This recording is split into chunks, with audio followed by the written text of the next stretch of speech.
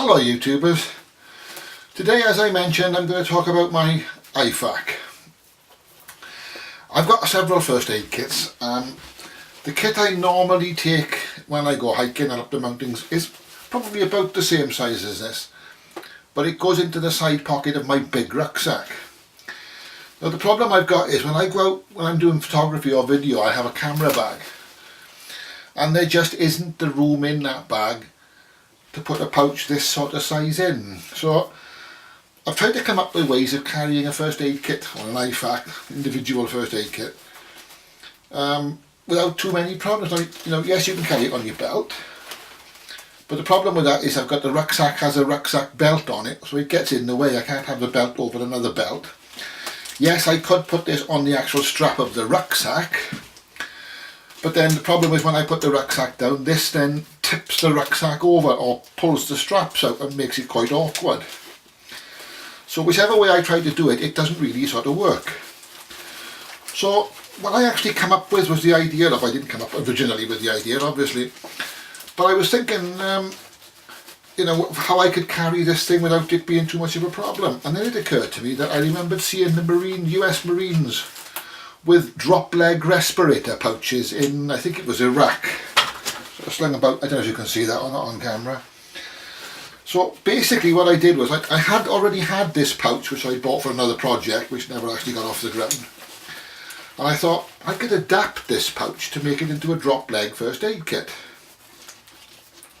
Now the pouch itself actually comes with, I don't know if you can see these on camera or not, there's two D-rings here, which are ideal for attaching drop leg straps.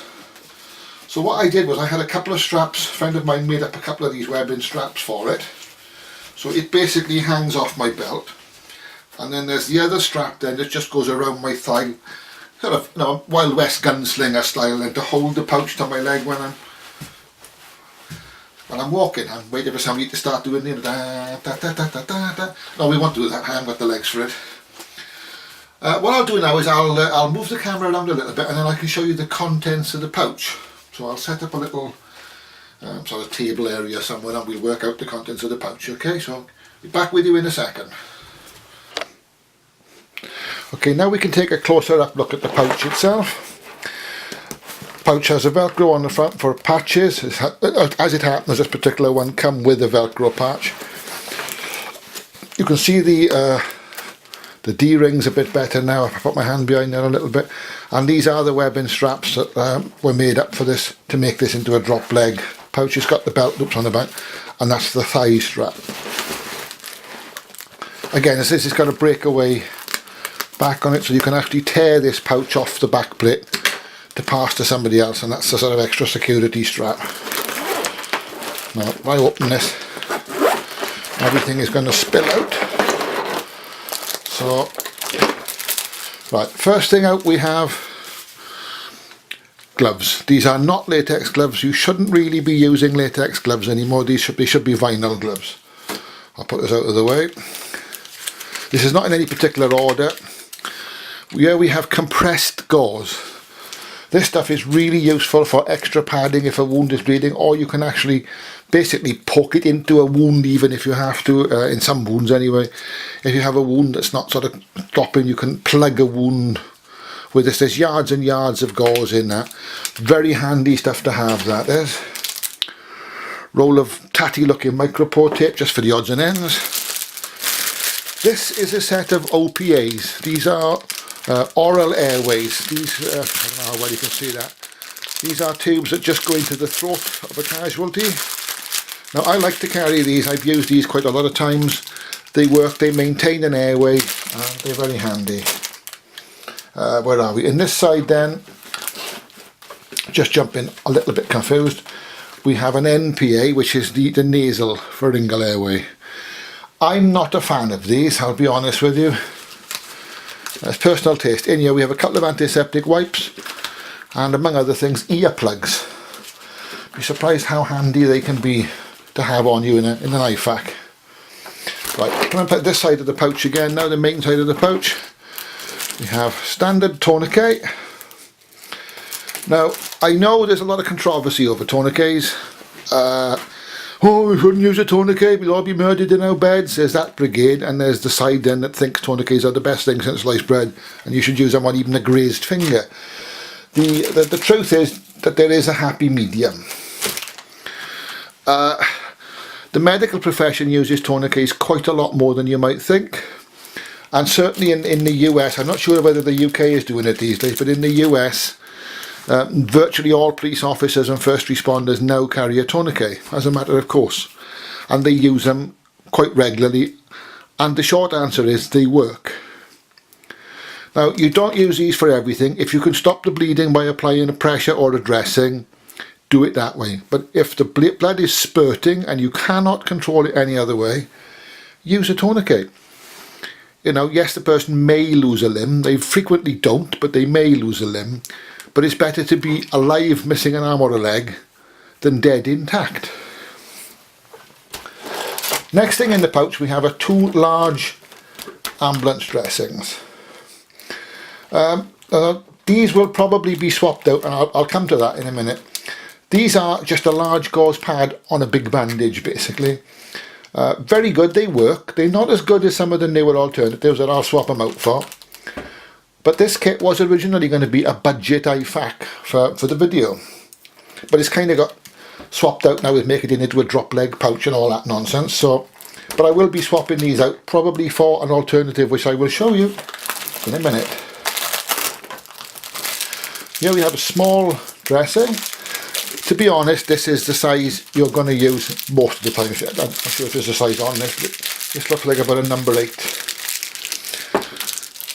Most of the time when you're dealing with most casualties, you end up with somebody who's fallen and cut their leg, or they've banged their nose, or they cut their head or something like that. You don't need a bloody great big dressing. You don't want them going on looking like a fugitive from the First World War with their head bandaged up. I mean, you need a little bandage. I've watched the Russian ambulance service putting bandages on people, and you'll see people with a small cut on their head and their entire head and eyes are completely bandaged. They look almost like the Invisible Man, you know, and you think, that's a bit overkill. You know, they're having to lead them to the ambulance. And you think, well, you got a cut on the head, for goodness sake. So a small dressing, you know, use something that's appropriately sized for the casualty, for the size of the wound. Back here then we have tough cuts or paramedic shears. Space blanket, always handy for wrapping a casualty. And a packet of ordinary band-aid type plasters and some more antiseptic wipes.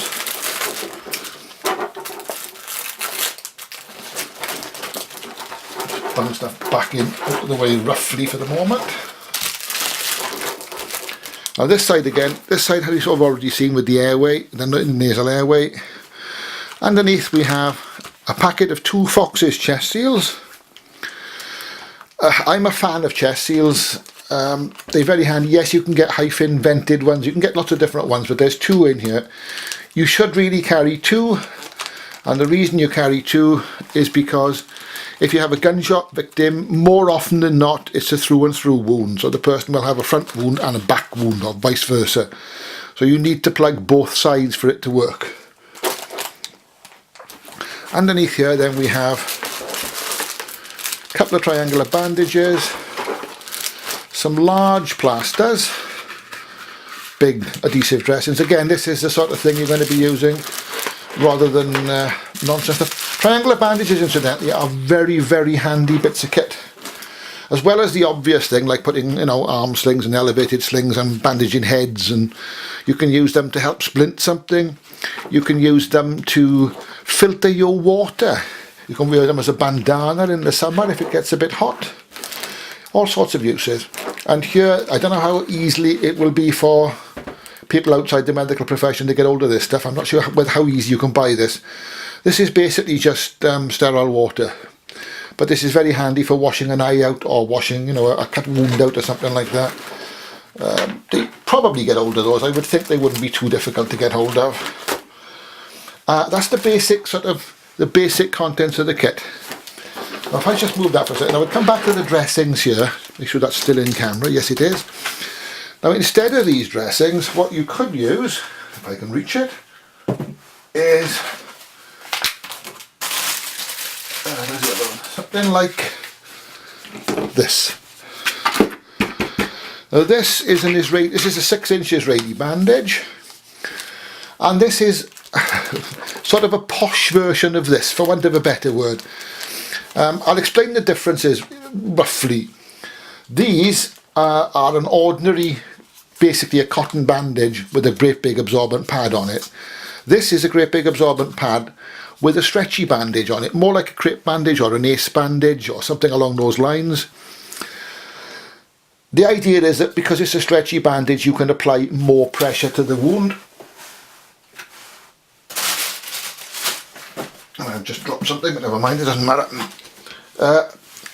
The other thing these have is a little plastic kind of D-ring on the back of the bandage, which means that you can, by putting the rest of the bandage through this D-ring, you can apply pressure to a specific area of the wound.